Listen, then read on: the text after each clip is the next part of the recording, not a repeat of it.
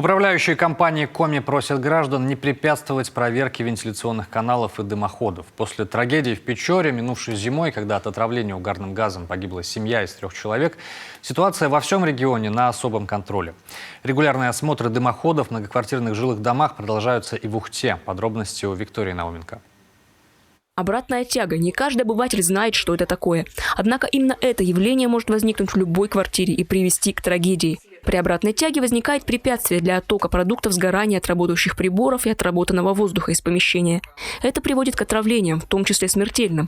Этой зимой таких трагедий в Ухте не было, но случаи опрокидывания тяги в квартирах выявляли. Иногда и сами жильцы. Так Павлу Шумскому его бдительность буквально спасла жизнь и помогла избежать разрыва колонки. При обратной тяге может замерзнуть и лопнуть калорифер. Утром зажигал колонку, посмотрел, она холодная, за нее взяться нельзя. Ну, это морозы были в то время. Ну что, вот пришел товарищ дымоходчик Александр и сказал, надо перекрывать газ. Приехали представители Горгаза, перекрыли газ. Ну, я недельку побыл без газа, пока не устранили это все. Некоторые колонки имеют датчики отключения горелки, но при обратной тяге они не нагреваются и не срабатывают. По правилам безопасности при одновременной работе колонки и кухонной вытяжки нужно обязательно открывать форточку. Проверить тягу можно, приложив к вентиляции лист бумаги или поднеся горящую спичку. Притягивается, значит, все в порядке. И сейчас мы проверяем сами даже постоянно. Открываем спичку, зажигаем. Тяга есть, значит, все нормально.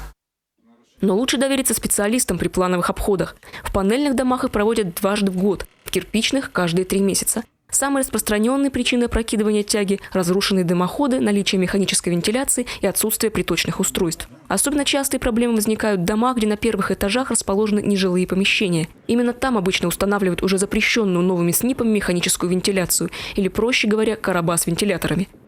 На офисах первых этажей установлены механические вентиляции.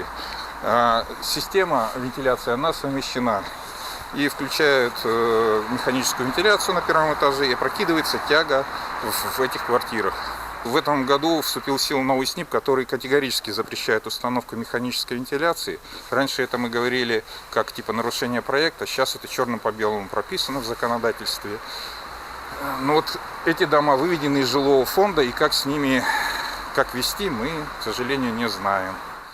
Отравиться угарным газом, увы, больше шансов именно в квартире. А владельцам и арендаторам нежилых помещений специалисты могут только давать рекомендации. Те, к сожалению, не всегда своевременно их выполняют. Между тем, от их соблюдения зачастую может зависеть здоровье и даже жизнь жильцов квартир. Виктория Науменко, Павел Лагутин, телеканал Юрган, Ухта.